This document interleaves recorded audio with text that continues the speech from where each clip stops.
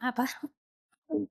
Hmm, ya jadi, kami hujan-hujan, dari jemput aku di stasiun, terus kita mau cari kopian, belum sampai udah hujan, akhirnya kita berhenti di 62 Coffee, warga 62 kita harus ke sini. Iya, jadi hari ini kita mau refleksi hal baru lagi sih, kita mau refleksi apa? Kita mau refleksi tentang, kehidupan dan bagaimana kehidupan itu membentuk cara berpikir kita, membentuk kewarasan kita, kira-kira gitu. Pretty much lebih ke hal-hal personal juga sih ya, gitu. Dan mungkin, mmm, kita bisa bikin ini jadi refleksi bareng-bareng ya, karena dampak-dampak yang kami rasakan mungkin juga teman-teman rasakan karena sistem yang kita hidupi sekarang ini, gitu kira-kira. Oke, mulai dari mana nih kira-kira? Iya, mulai dari mungkin kita cerita dikit, kita berangkat dari pengalaman yang sama ya. Bahwa kita sama-sama, mmm, punya masalah personal di dalam tubuh kita, di dalam jiwa kita, that's why kita jadi satu frekuensi. Enggak, jadi kita mau refleksi soal pengalaman kita ke psikiater ya, dari psikolog ke psikiater, sebenarnya udah dari lama sih ke psikolog, cuman memutuskan untuk ke psikiater ya baru-baru ini gitu. Ini menurut kamu hal personal yang nggak boleh di-share nggak? Nanti dipotong aja.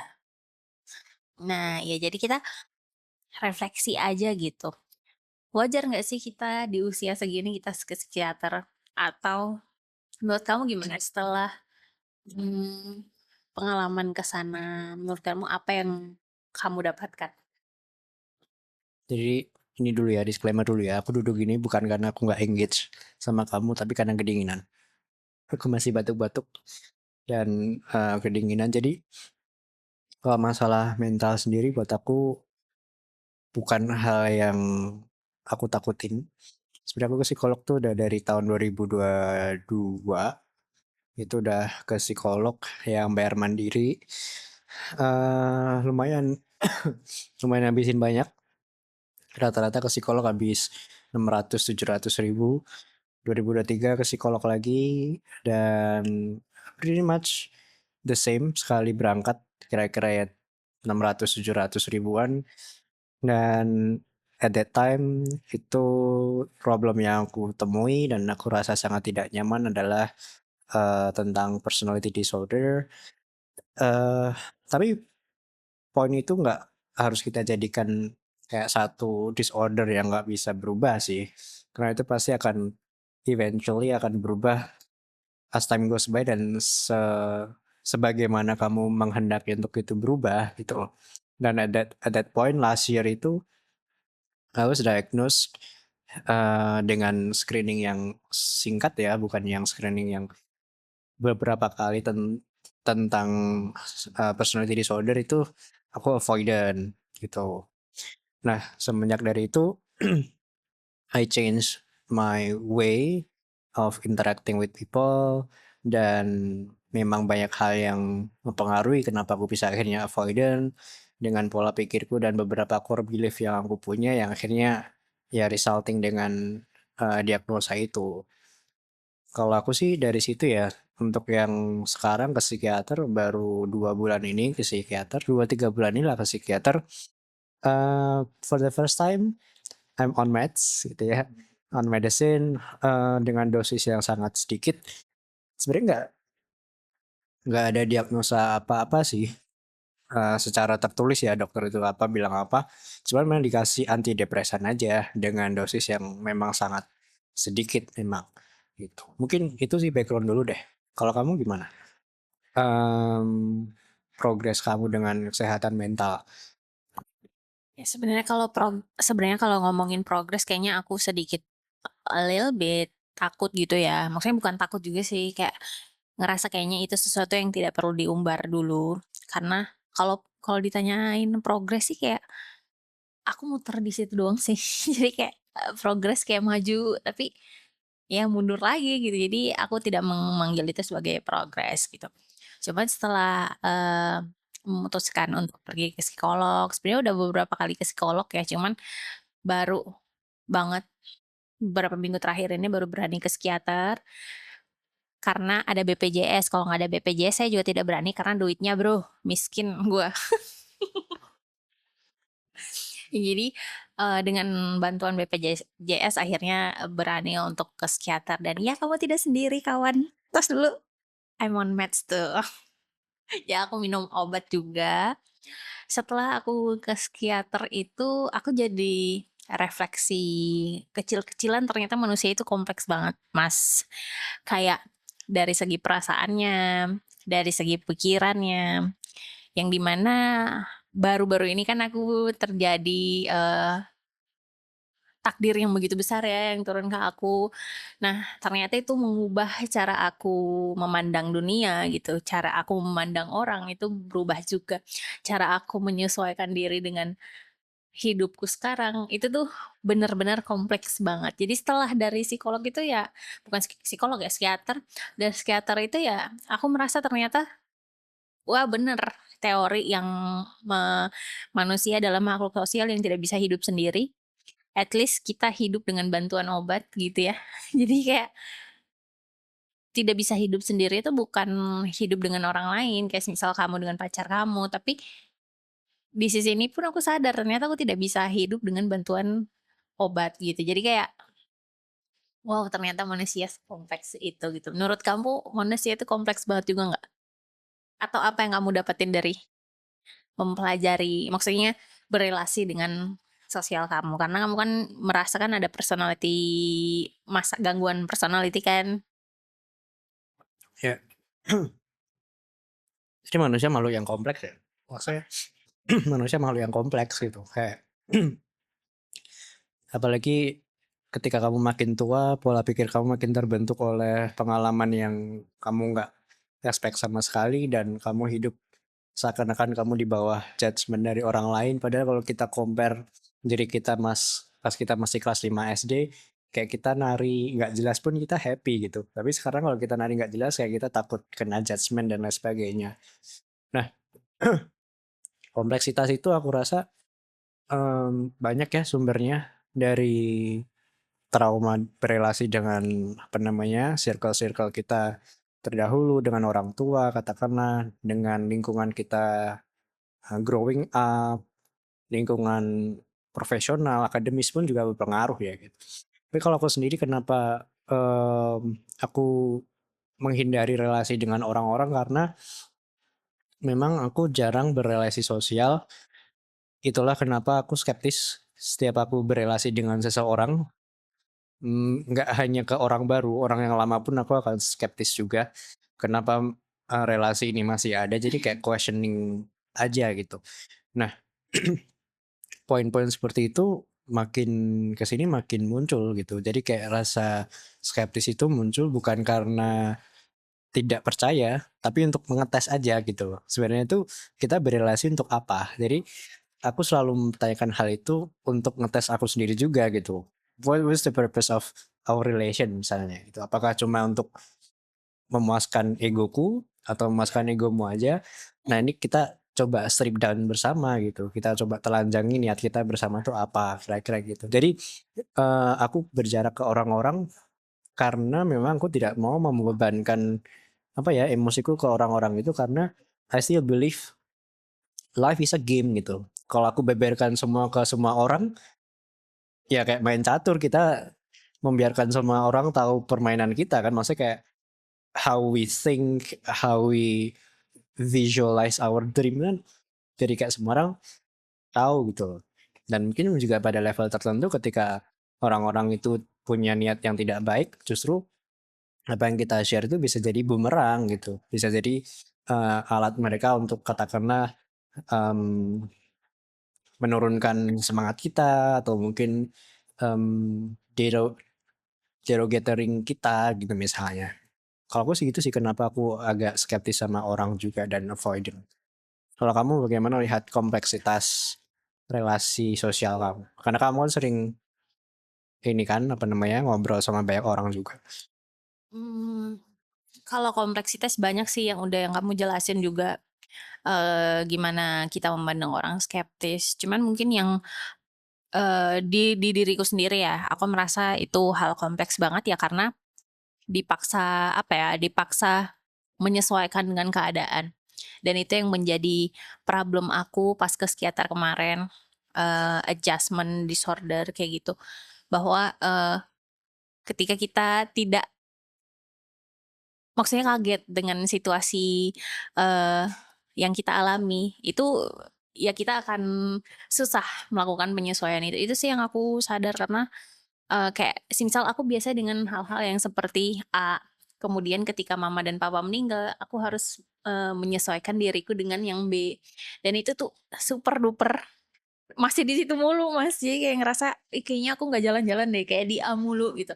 Aku merasa sekompleks itu sekompleks itu manusia dari pengalamanku sendiri sih. Mungkin itu ya, Mas. Kamu ada hal lain yang mau disampaikan nggak? Ini nih, kamu kan sering kali ini kan, takut ke psikolog kan, apalagi kalau dengar psikiater lebih takut lagi gitu. Apalagi dengar, apa namanya, disuruh minum obat kemarin kamu juga takut banget itu. Apa sih yang sebenarnya kamu takutin? Apakah kamu takut akan judgement dari mereka, atau kamu takut mengenal diri kamu sendiri, atau kamu takut ketergantungan obat, atau kamu takut apa? Sebenarnya bukan takut ketergantungan obat ya, bukan, yang gimana-gimana juga, cuman mungkin lebih takut, eee melihat diriku yang baru. Jadi, ya kayak tadi yang mengenal diriku yang baru kayak misal, wah dulu nggak minum obat tapi sekarang udah harus minum obat gitu. Jadi, melihat sisiku yang minum obat tuh, oh ternyata kamu sebegitu rapuh ya gitu. Jadi, kayak welcome, welcome to the club Adele gitu. Jadi kayak, wow gitu. Sama ini sih yang mungkin bikin aku jadi berani ke psikiater adalah aku teringat satu, bacaan yang aku baca, sebenarnya mungkin kamu juga baca kali ya yang Giddens di Self Modernity, bahwa kalau misalnya kita tidak refleksi, kita tidak mengenal diri kita sendiri, kita, justru akan semakin hilang gitu, hilang dari peredaran gitu. Jadi kayak, iya nggak sih Mas, bener nggak? Jangan ya jadi kalau kita tidak refleksi, ya kita akan mengalami anxiety gitu. Jadi kayak kita akan cemas, justru cemasnya akan makin, bahaya jika kita tidak melakukan refleksi diri. Dan refleksi diri yang aku lakukan ya dengan cara mengenal diri aku ke psikiater itu sih. Itu sih Mas, jadi tidak apa-apa membutuhkan bantuan profesional. Tapi ini sih yang paling menarik tadi kamu nyinggung tentang biaya konseling sih. Aku masih percaya bahwa orang yang em, bisa dapat bantuan mental itu orang-orang yang berprivilege. Kenapa aku bilang berprivilege? Karena belum semua wilayah itu tercover psikolog. Ya di puskesmas ada memang, tapi kan belum semua puskesmas kalau kita data lah, itu belum setiap puskesmas tersedia layanan psikolog misalnya. Terus juga pun beberapa wilayah sudah mendapatkan kesempatan BPJS ya untuk poli jiwa, itu sudah satu hal yang sangat membantu gitu. Itu kalau nggak ada BPJS juga aku juga kayak akan masih struggling gitu. Nah, poinnya adalah banyak orang-orang yang tinggal di kota gitu. Ini nggak tanpa ngejudge mereka ya, tapi banyak orang-orang yang tinggal di kota, tapi mereka tuh nggak mau untuk checking themselves gitu loh. Mereka nggak mau ngecek diri mereka, even just apa namanya, ketika mereka merasa capek kerja, ngeluh di Twitter itu, sebagai tempat mereka escape. Aku masih jadi satu orang yang merasa Twitter itu bisa kok jadi tempat yang positif, nggak perlu kita mengumpat di sana gitu. Kayak kamu pernah share ada satu orang Twitternya itu menanam di kebun, terus panen bunga matahari, terus sharing cara bertanam. Ya bisa kok Twitter, sosial media kita pakai tempat yang baik-baik gitu.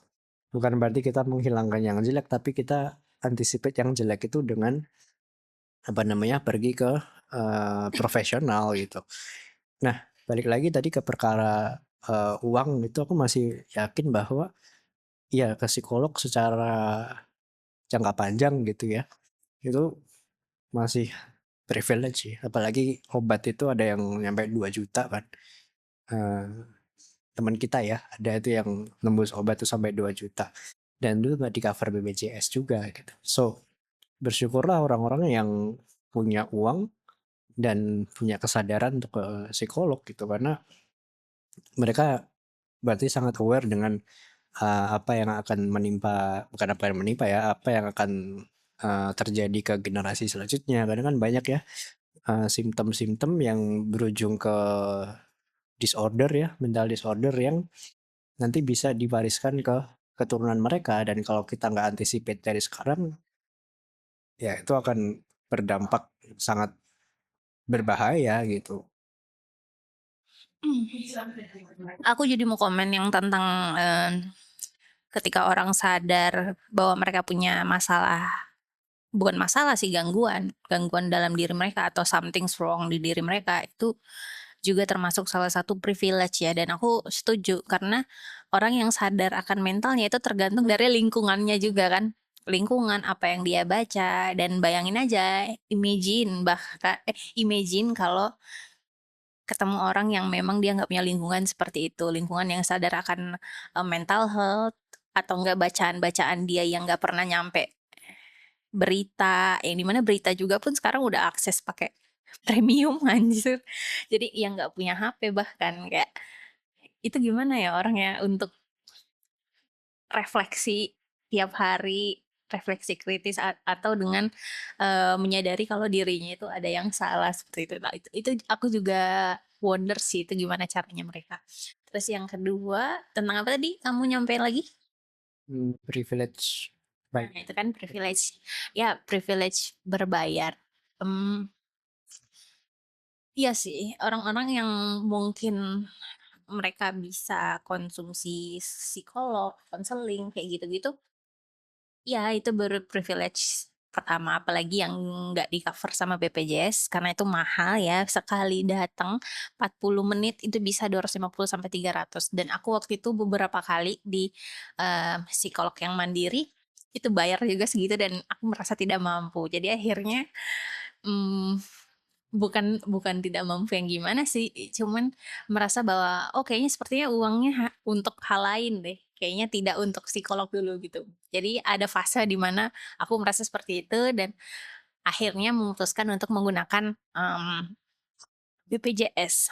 Dan pakai BPJS itu datang juga dari melunturkan stigma-stigma di mana bahwa dokter-dokter dari BPJS itu jelek gitu. Jadi sebelumnya saya punya, apa ya, trust issue dengan dokter BPJS. Kenapa? Karena punya pengalaman pribadi dengan BPJS itu udah pasti. Kemudian yang kedua, akhirnya memutuskan ke BPJS juga karena ingin melunturkan bahwa, "Wah nggak seperti itu kok BPJS." Karena teman-temanku banyak yang pakai dokter BPJS, seperti itu. Terus yang ketiga apa lagi tadi? Oh Twitter, iya. Kan banyak ya orang, beranggapan bahwa Twitter sebagai escape room, ruang di mana mereka bisa lari, mencurahkan, mmm, permasalahannya mereka, terus bisa entah mau yang negatif atau yang positif vibes itu bisa gitu. Sebenarnya tidak ada salahnya karena mungkin memang pergeseran penggunaan sosmed itu sudah berubah gitu, kayak kalau kita mau bilang bahwa Twitter untuk hal-hal yang baik juga siapa yang bilang kan gitu kan. Jadi bisa jadi memang orang mengkonsumsi, sosmed atau aplikasi atau platform itu sesuai latar belakangnya mereka sendiri gitu. Mmm, Mungkin itu sih Mas, kamu apa lagi? Aku lupa gitu. Tapi ya tadi yang privilege tuh privilege pertama adalah privilege dari kalangan dari aspek ekonomi ya. Sekarang privilege yang kedua adalah ketika kamu dari kelas yang berada atau kelas yang cukup lah kedinginannya. Kalau kamu dari kelas yang cukup, sama aja. Ini aku jelek banget di kamera.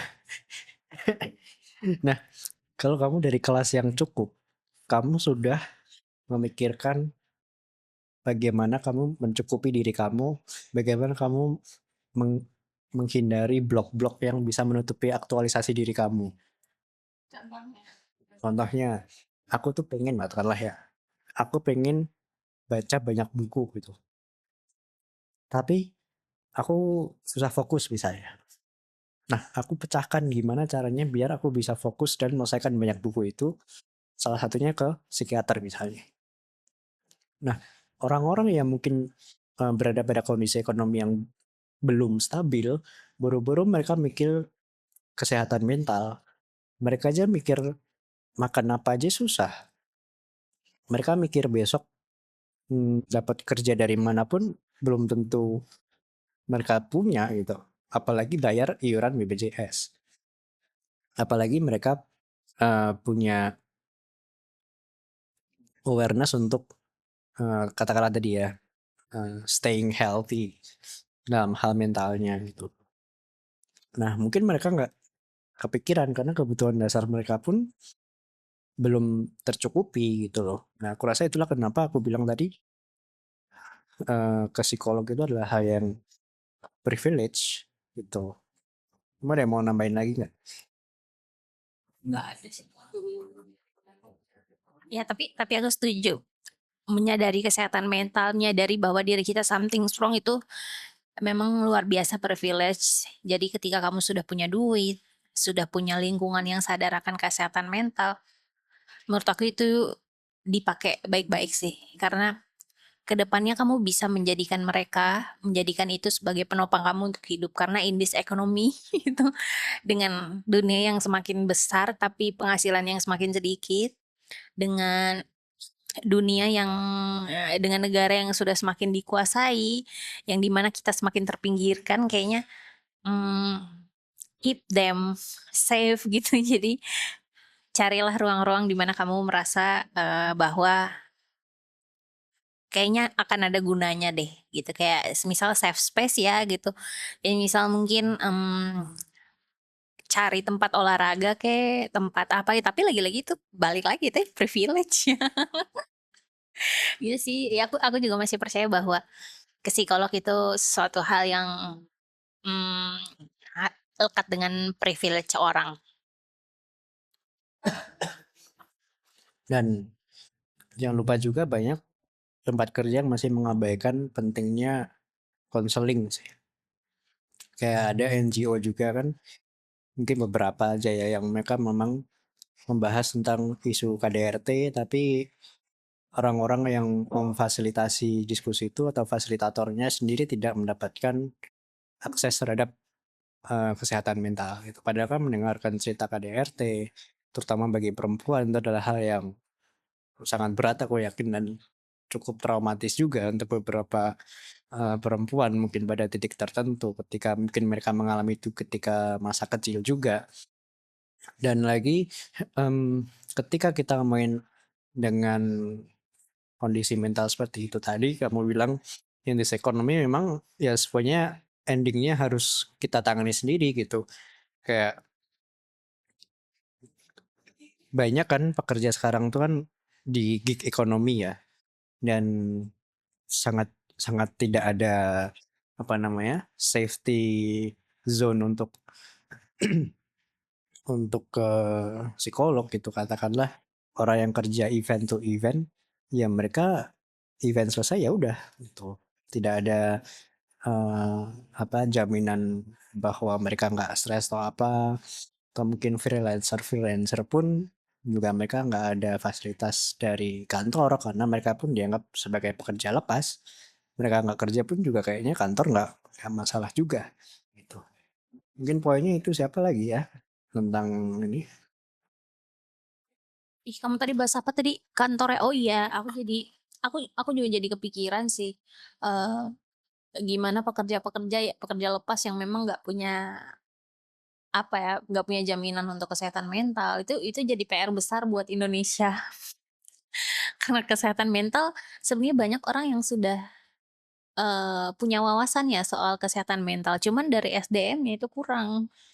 Jadi, tempat kerja yang memang menyediakan HR juga, tapi tidak menyediakan konselingnya, itu Itu luar biasa besar sih PR karena beberapa kantor yang memang udah punya nama, dia punya HR yang bagus, tapi dia tidak punya tempat konseling. Atau enggak ada juga nih perusahaan yang memang dia udah besar, namanya udah terkenal gitu, HR-nya bagus, terus dia menyediakan konseling, untuk, pekerjanya dan menurut aku itu PR besar buat, negara kita sih, untuk menyediakan, eee, tempat konselingnya, at least nggak usah yang psikiater yang nggak butuh obat nggak apa-apa, yang penting konseling gitu. Karena menurut aku pasti bantuan profesional itu membantu mereka untuk lebih hidup in this economy.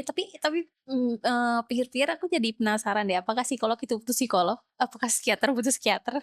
Kira-kira gimana ya kehidupannya mereka ya? Kayak udah capek tiap hari bekerja, mendengar curhatan orang, mendengar masalah orang, mendengar disorder orang, mengevaluasi mereka, terus melihat, mengobservasi perilaku pasiennya kayak gitu.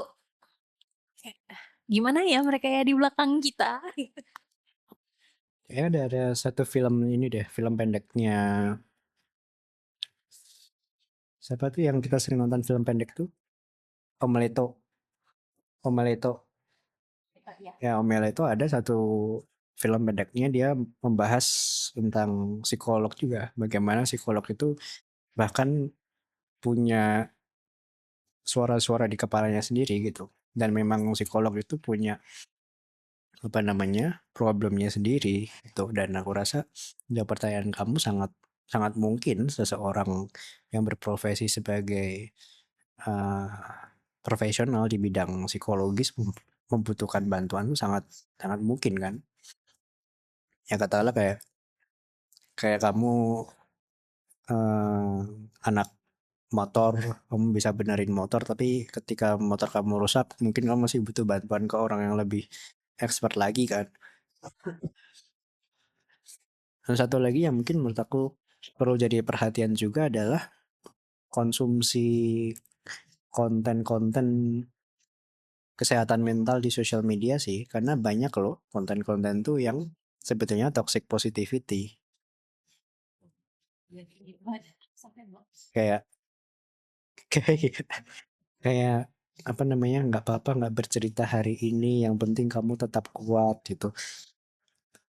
Oke, atau mungkin kayak iklannya kapal api. Terima kasih untuk kalian yang tidak bercerita hari ini, tetapi tetap berjuang gitu. I don't think that's good. Gitu. Aku jadi pengen share beberapa bulan lalu apa ya, pokoknya nggak jauh dari sini, aku pernah lihat satu konten yang dia bikin buku soal, self development. Isinya ya pasti psikolog dong, karena self development ya pengembangan diri, karakter diri. Tapi dia bukan berasal dari kalangan psikolog, maksudnya dia tidak punya latar belakang itu. Itu menurut aku sangat berbahaya karena dia akan mempengaruhi orang kan. Maksudnya kayak mempengaruhi kepercayaan orang, mempengaruhi perilaku orang, mempengaruhi bagaimana orang, eee, memperlakukan orang lainnya gitu. Jadi kayak bahaya juga sih karena banyak juga konten-konten yang dia self development, terus, kayak misal contoh yang, kontennya soal alpha girls yang dia memvalidasi bahwa perempuan tidak harus mengejar pria dan lain-lain itu menurut aku sangat luar biasa bahaya sih. Kemarin juga sempat nonton ya kita ya, yang, kontennya Malaka, yang soal validasi konten. Bagaimana konten itu bisa memvalidasi orang tersebut walaupun orang tersebut tidak punya pengalaman seperti itu. Dan itu luar biasa bahaya sih untuk kedepannya. Bingung mau Ya maksudnya kita jadi kayak internalisasi hal yang sebetulnya digeneralisasi oleh platform-platform itu gitu loh. Kayak karena kan kita punya subjektivitas masing-masing dalam pengalaman trajektori kita kan beda-beda ya dari satu orang dengan orang yang lain gitu. Dan ketika itu diangkat di media massa, ditonton ratusan ribu bahkan jutaan orang, kita merasa jadi relate gitu. Oh, ternyata nggak cuma aku yang merasa itu. Padahal ya belum tentu juga gitu. Mungkin perasaan kamu terbentuk karena ada faktor-faktor 25 faktor lain misalnya yang membentuknya itu, dan nggak bisa kita jadikan patokan yang fix juga gitu. Tapi yang paling penting adalah selalu ini sih, aware dengan apa namanya, kondisi diri kamu gitu. Ketika kamu sudah tidak berfungsi dengan maksimal, dalam artian kayak tidak bisa berelasi dengan baik, tidak bisa bekerja dengan optimal, tidak bisa apalagi ya, menemukan makna dalam kehidupan ini gitu. Nah, ini memang sudah waktunya gitu untuk kamu ngobrol-ngobrol aja gitu, nggak usah takut ke profesional gitu. Sebenarnya aku mau kasih feedback nggak apa-apa? Sebenarnya masalah kita merasa relate dengan konten itu sebenarnya nggak apa-apa sih. Itu wajar. Cuman yang tidak wajar dan bahaya adalah ketika kamu merasa kamu relate dengan konten itu tapi kamu tidak punya pengalaman seperti itu. Jadi kayak misalnya aku kasih contoh yang paling sederhana, misalnya kayak ada nih satu konten lewat yang isinya tentang pokoknya hati-hati sama cowok kamu, kalau dia nggak balas pasti dia selingkuh, gitu. Itu ketika ditonton sama orang yang memang dia nggak punya kapabilitas untuk, memilah-milih konten mana, itu jadi bahaya. Kenapa? Karena dia jadi percaya. Ketika kayak misal, "Wah cowokku, nggak balas nih, kayaknya dia pasti selingkuh deh." Padahal sebelumnya cowoknya nggak ada yang kayak gitu, gitu. Jadi kayak dia memvalidasi emosinya dia itu dari pengalaman orang lain, yang itu benar-benar bahaya karena bisa menggeneralisir, ya nggak sih? Itu aja sih dari aku sih. Mungkin ya mungkin ini, refleksi sederhana dan tipis-tipis aja. Maaf kalau misalnya ada salah kata, karena kita juga refleksinya berdasarkan pengalaman kita ya. Kamu ada yang mau sampaikan? I love you. Oh gitu, tapi ini aku kedinginan, kayaknya kita tutup aja ya. Oke, bye-bye. Sampai ketemu di konten berikutnya, refleksi kecil-kecilan. Dadah, dingin.